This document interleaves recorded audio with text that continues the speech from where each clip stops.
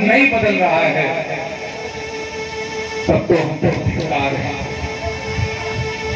एक बार कथा सुन के यदि जीवन बदल जाता तब तो हम प्रभु के भक्त हैं। और अगर हमारा जीवन नहीं बदला तो हम खुद को भी धोखा दे रहे हैं और भगवान को भी दे रहे हैं। एक सज्जन अभी रावण के बारे में पूछ रहे थे। जो प्रभु राम को ज्ञान था वो रावण को नहीं था। प्रभु राम को ये बात पता थी कि रावण के पास ज्ञान है, रावण ने अपने जीवन में ज्ञान का उपयोग नहीं कर पाया है, तो हे लक्ष्मण जाओ रावण से वो ज्ञान लेकर आओ, वो जीवन में बहुत काम आएगा। राम ने पूरे रावण का वध नहीं किया, रावण के अहंकार का वध किया। रावण के ज्ञान को सुरक्षित रखा।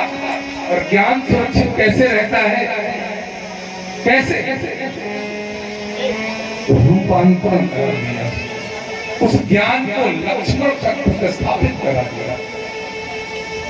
और रावण अपने पुत्रों को, अपने भाइयों को भी वो ज्ञान नहीं दे सका।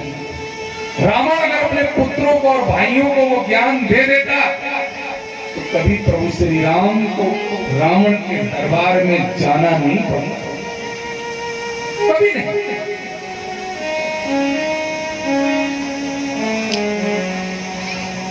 यदि द्रोणाचार्य समय पर सदुपयोग कर लेते अपने ज्ञान का, अपने विवेक का, तो अपने ही शिष्य के हाथों से द्रोणाचार्य का कभी वध नहीं होता। हम बुद्धिमान हो सकते हैं, हम किताबें पढ़ सकते हैं, हम ग्रंथ रट सकते हैं। यहाँ पर बहुत विद्वान बैठे होंगे जिन्हें शास्त्र कंठस्थ होंगे, मुझे शास्त्र का सा नहीं आता, उनको कंठस्थ होंगे, मानस की चौपाइयां कंठस्थ होंगी। लेकिन कभी सोचा है कि भीष्म पितामह जैसा व्यक्ति जिसने जीवन में अपराध न किए हों, और वो भीष्म पितामह जैसा व्यक्ति बाणों की सैया पर खो लेता।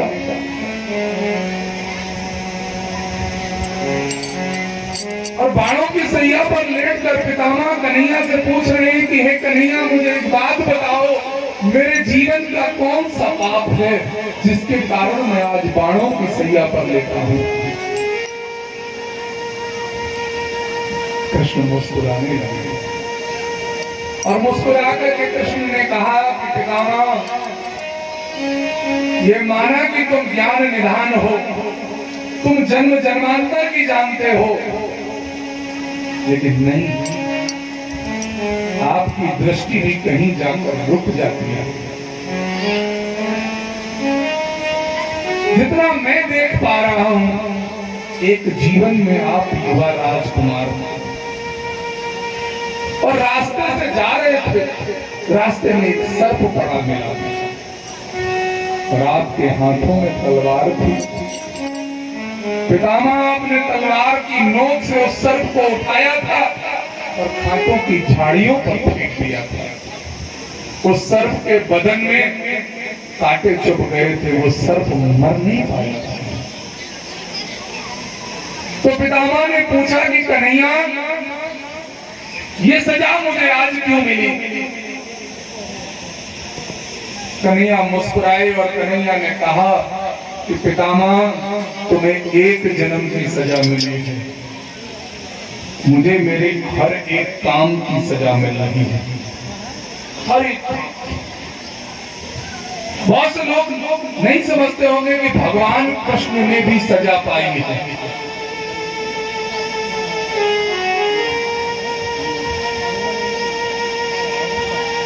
भगवान कृष्ण को जन्म लेते ही अपने पिता को छोड़ना पड़ा था, क्योंकि दशरथ को प्रभु राम अकेला छोड़ कर गए थे। तो कृष्ण के जीवन में पिता का सुख नहीं मिलता। कृष्ण के जीवन के दुखों की कथा बहुत बड़ी है, मैं कहना बहुत चाहता हूं, लेकिन पितामह के प्रसंग को पहले पूरा कर दो। पितामह जब ये बात पूछ रहे थे कृष्ण सोच रहे थे कि पितामह जब वो भरी हुई सभा और एक लाचार तुमसे भीख मांग रही थी, तुम राजा के मुंह में ऐसे बने थे कि आपने उस लाचार द्रौपदी की रक्षा नहीं की थी। याद रखना, पाप करना पाप नहीं है, पाप होते हुए देखना भी उतना ही बड़ा पाप है। और सिर्फ पाप होते हुए देख लेने की सजा पितामह को बाणों की सैया पर लेटना पड़ा था। और हम रोज पाप कर रहे हैं, रोज मनसा वाचा करुणा तीनों से कर रहे हैं, मन से, वचन से और कर्म से रोज हम पाप कर रहे हैं। क्या कृष्ण अपनी मृत्यु टाल पाए थे? क्या कृष्ण अपने वंश का विनाश टाल पाए थे? और तो और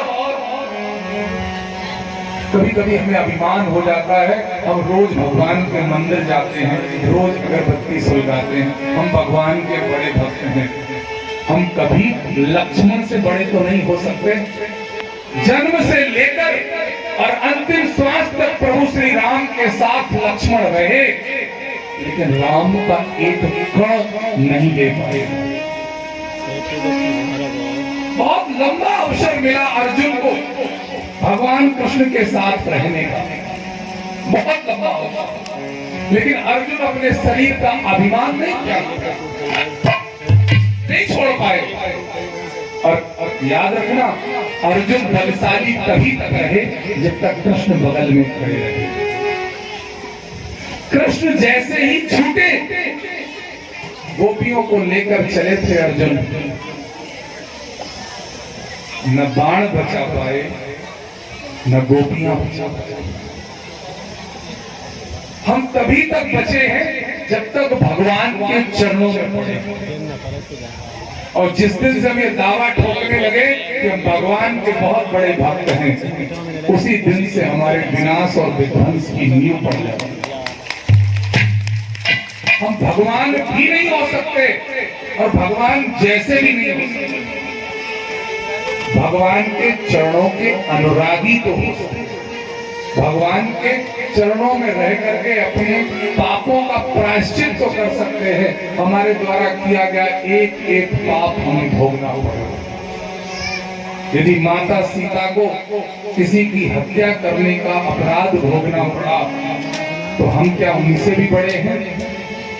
क्या बाली को छुपकर मारने के अपराध की सजा कृष्ण का जन्म लेकर प्रभु राम को भोगनी पड़ी हो, तो क्या हम प्रभु से भी बड़े हैं? क्या हम में इतना सामर्थ्य है कि हम अपने कर्मों को काट लें? श्रीमद् भागवत की एक एक कथा ये कहती है कि जिस जिस व्यक्ति ने जैसा जैसा किया है वैसा वैसा हम आप जो कुछ भी करते हुए आ रहे हैं, उसकी सजा हम आप सब भोगने वाले हैं। हम भी अपने कर्मों